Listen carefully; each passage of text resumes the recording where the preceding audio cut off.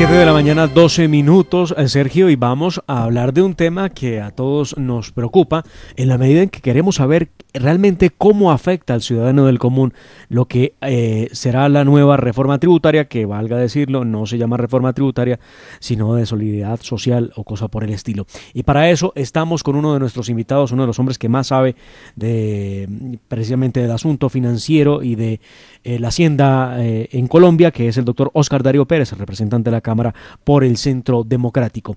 Representante, muy buenos días, bienvenido a la Hora de la Verdad. Muy buenos días, un saludo muy especial para todos. Bueno, representante, esto venía posponiéndose día a día. Desde el 20 de julio se radicó la reforma que llamamos nosotros tributaria. Pasaron pues prácticamente un mes y unos cuantos días para que por fin se diera el primer debate, y se dio de una manera, diría uno, expedita, en la medida en que no hubo mucho tropiezo y hubo mucha noticia respecto a algunos artículos que sacaron, otros que entraron, y tenemos bajo esa óptica muchas preguntas respecto de lo que se aprobó. Y le preguntamos a usted, esta reforma tributaria que fue aprobada en primer debate en el Congreso de la República, ¿qué le supone por ahora de entrada al ciudadano del común? ¿En qué lo puede llegar a afectar? Me refiero yo a los que tienen que pagar impuestos, me refiero a los que quedan ampliados en esa base tributaria. Y obviamente, ¿en qué va a beneficiar a los ciudadanos que son los objetivos en esta reforma que recauda algo más de 15 billones de pesos? Bueno, primero que todo, al ciudadano de a pie, a las clases más populares, a la clase media, a los asalariados, a todas las personas individualmente consideradas, en nada los va a tocar, porque se ha tenido el sano cuidado de que las rentas o los ingresos, las fuentes de esta ley de inversión social, que tiene un nombre bastante apropiado porque así lo es, no se ocupa de esos temas, de ampliar la base tributaria, no toca el IVA, no toca el tema de la retención en la fuente. Es decir, mantenemos la situación de todas las personas en las mismas condiciones en que venían. Las fuentes de recursos provienen básicamente de cuatro aspectos. El primero es que para las empresas se aumenta la tarifa del impuesto sobre la renta del 31 al 35%, eso fue acordado con los gremios, con todos los empresarios, y esa es una fuente que es fundamental, cerca de 7 billones de pesos provendrán de allí. Lo segundo, que algunos beneficios tributarios se suprimen que venían de la ley 2010, como es el descuento del ICA, que el impuesto de industria y comercio, que podían descontar hasta el 100% este año, ya no van a poder descontar sino hasta el 50%, ese menor valor del descuento nos va a generar una renta de cerca de 4 billones de pesos. Una tercera fuente es que al sistema financiero se le va a imponer una sobretasa de 3 puntos, eso quiere decir de que todo el sistema financiero pues estará aportándole como un esfuerzo adicional, porque pagan el impuesto de renta, pero como una sobretasa adicional, cerca de 700.000 millones de pesos, y las otras dos fuentes provienen de un ahorro en el gasto público, de verdad, no en la nómina, no en la burocracia, como algunos están señalando de que es una masacre laboral. No es cierto, eso es un mito.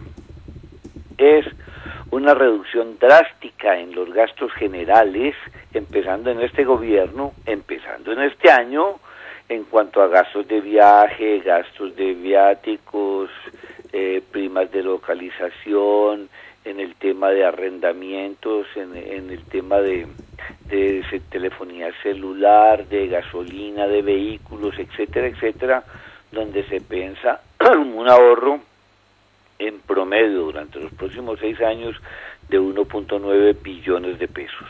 Y la otra fuente proviene de una lucha frontal que se está dando, no es que no se esté dando, contra la evasión y la elusión, donde recaudaremos adicional 2.7 billones de pesos y eso en su conjunto nos da 15.2 billones de pesos. ¿Por qué si estamos dando lucha contra la evasión? Pues en los primeros 6 meses de este año, en los primeros 6 a junio 30, por lucha contra la evasión y la ilusión se han recaudado cerca de 8 o 9 billones de pesos adicionales. Y esperamos cerrar el año 2021, con cerca de 15. ¿Por qué? Porque la DIAN ya con ese tema de la factura electrónica, con el tema de la información, con el tema de los cruces de cuentas, con los convenios que se tienen con más de 110 países, ya está llegando muchísimo más fácil a los evasores y a los elusores. Por eso esta reforma también tiene un capítulo de la normalización tributaria para que el que tenga dineros que no declara o que los declara en menor valor o tenga pasivos que no existan, pues es muy bueno que se acoja a este mecanismo de la normalización, porque pagando una multa del 17% y sanea todos sus capitales, por supuesto que los sanea si son dineros lícitos, si son ilícitos jamás. Y eso pues le dará una gran posibilidad de no tener sustos hacia el futuro. Además, si trae los dineros al país, los tiene en un paraíso fiscal, se le cobra la mitad de la sanción, o sea, el 8,5%. Así que la normalización tributaria es otro elemento que nos va a dar un recaudo muy importante, y si alguien se está pensando que puede seguir manteniendo sus dineros ocultos sin tributar, pues yo creo que se está equivocando, porque más temprano que tarde le pueden caer, le pueden llegar por los convenios que tiene la DIAN con tantos países del mundo. Bueno, representante, lo saluda Sergio Gelder. Tenía usted razón, el camino en el Congreso parece estar despejado, y de eso da cuenta pues la aprobación y la votación en primer debate en comisiones conjuntas. Ahora, ¿cómo ve el camino de aquí adelante en el tránsito legislativo? Bueno, el camino que sigue ya es hacer una ponencia para segundo debate y llevarlo a consideración de las plenarias. Yo lo que les conté a ustedes fue lo general en cuanto al ingreso, no les conté lo general en cuanto al gasto, lo de ingreso solidario que llega a 4.1 millones de familias, con posibilidades de darles un ingreso adicional, no solamente los 160.000, sino más, dependiendo de las condiciones de cada familia. Y ahí está lo de la matrícula cero, lo de los 700.000 estudiantes, y lo del ICETEX, donde no se pueden cobrar intereses sobre intereses por decisión de esta ley, y está lo del subsidio al empleo. Cuando se genera empleo para personas jóvenes entre 18 y 28 años, se les va a dar un 25% de un salario mínimo como subsidio a los empleadores de este tipo de personas para que puedan pagar la seguridad social. Y si contratan gente de más de 28 años, como mujeres, por ejemplo, se les va a dar un 15% de subsidio hasta de 3 salarios mínimos. Y si son hombres, pues del 10%. Ahí vamos a generar 700.000 nuevos empleos. Y lo del PAEF, el subsidio del apoyo a la nómina, al empleo formal, que no se ha podido girar desde el mes de julio por no tener norma legal que nos autorice, esta ley les va a pagar retroactivo para salvar 4.300.000 empleos. O sea, esta es una ley, como su nombre lo dice, de inversión social. Tiene muchos otros beneficios que pues no sé, por ejemplo, que las personas que tengan una cartera con el Estado, en impuestos, tasas, gravámenes, contribuciones, de impuestos nacionales o de impuestos territoriales, se les van a rebajar los impuestos y las sanciones en el 80%. Es decir, pagan el 20% de intereses y sanciones y para adelante. Se acaba el proceso si está en la vía gubernativa o en la etapa contencioso, o si tiene intereses de mora, y se puede poner al día. Además, no es necesario pagar en cash, puede hacer un acuerdo de pago e igualmente tiene los mismos beneficios. Y para que esto sea expedito no se necesitan ni acuerdos para el caso de los municipios, ni ordenanzas para el caso de los departamentos.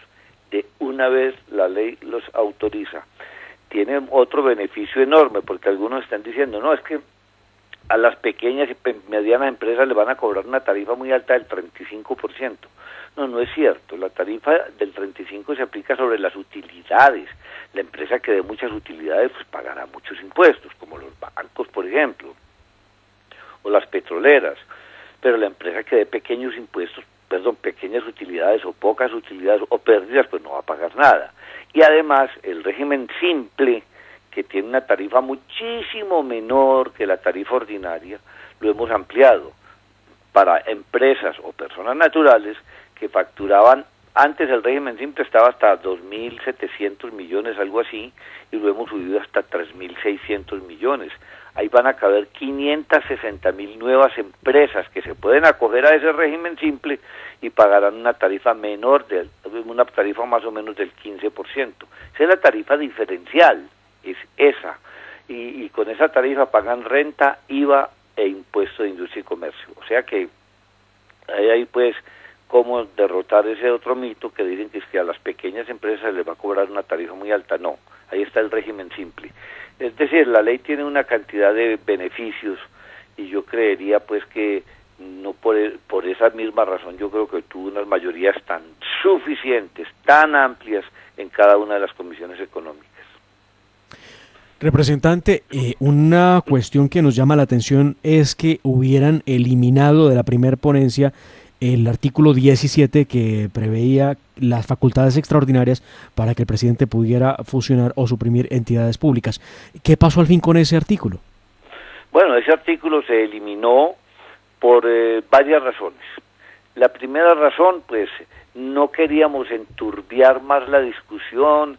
Se venía señalando por los dirigentes de sindicatos y etcétera, diciendo de que eso era para una masacre laboral, y el Congreso siempre ha sido bastante celoso en dar facultades para modificar, suprimir, fusionar, eliminar instituciones.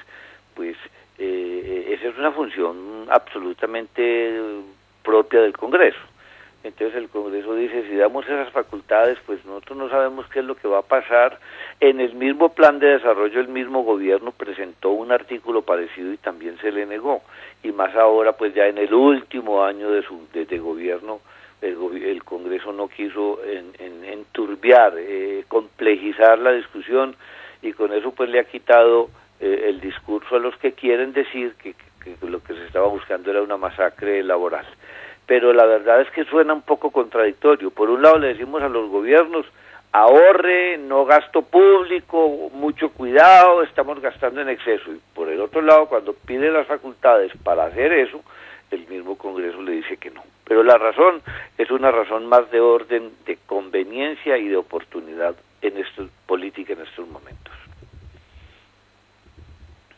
Pues representante, de verdad que eso llama la atención, ¿sabe usted? El tema de la eliminación del 17, porque además veía yo, leyendo un poco lo que era la primera ponencia que ustedes tramitaron, que lo hacían los grupos de oposición al gobierno, los que insisten en que hay mucha burocracia, en que hay que reducir el Estado, pero al mismo tiempo se oponen a la posibilidad de unas facultades extraordinarias.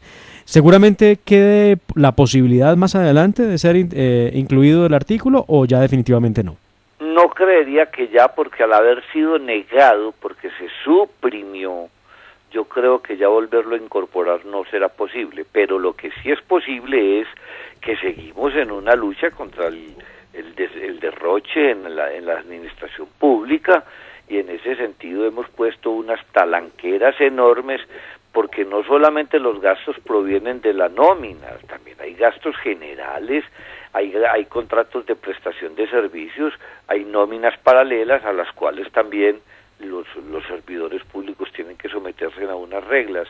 No fue en esta oportunidad seguramente la supresión de muchas instituciones y de muchas entidades que en mi criterio sobran, pero es que también en eso tenemos que ser precisos. No cualquier institución podrá ser modificada, aunque la ley le dé las facultades al gobierno nacional, porque algunas de esas instituciones, algunas de esas entidades gozan de identidad constitucional. Voy a poner un ejemplo: las instituciones o las nuevas, digámoslo, actividades que se desarrollan en el Ministerio de Agricultura por la vía de los acuerdos de paz, pues crearon cerca de 5 entidades más adscritas al Ministerio de Agricultura que no se pueden tocar ¿Por qué? Porque tienen un rango constitucional. Con todo y que lo tuviese la ley como aprobación al presidente, él no puede tocar todas las entidades del Estado, sino algunas. Entonces, en esa materia yo diría que es mucho mejor, mucho más coherente acudir a una reforma estructural que permitiera inclusive ese otro paso, de tocar instituciones que a veces hacen lo mismo, pero que por ser creadas en los acuerdos de La Habana, entonces no puedan ser tocadas porque tienen rango constitucional, según opinan algunos. Entonces, no es que todo lo que se necesitara hacer, todo lo que se necesitaría hacer, lo podría hacer el presidente porque le diéramos las facultades de ese artículo 17. Representante Oscar Darío Pérez, muchas gracias por estar en La Hora de la Verdad. Bueno, un saludo muy especial, que estén muy bien. Bueno, era el representante de la Cámara por el Centro Democrático Oscar Darío Pérez en La Hora de la Verdad.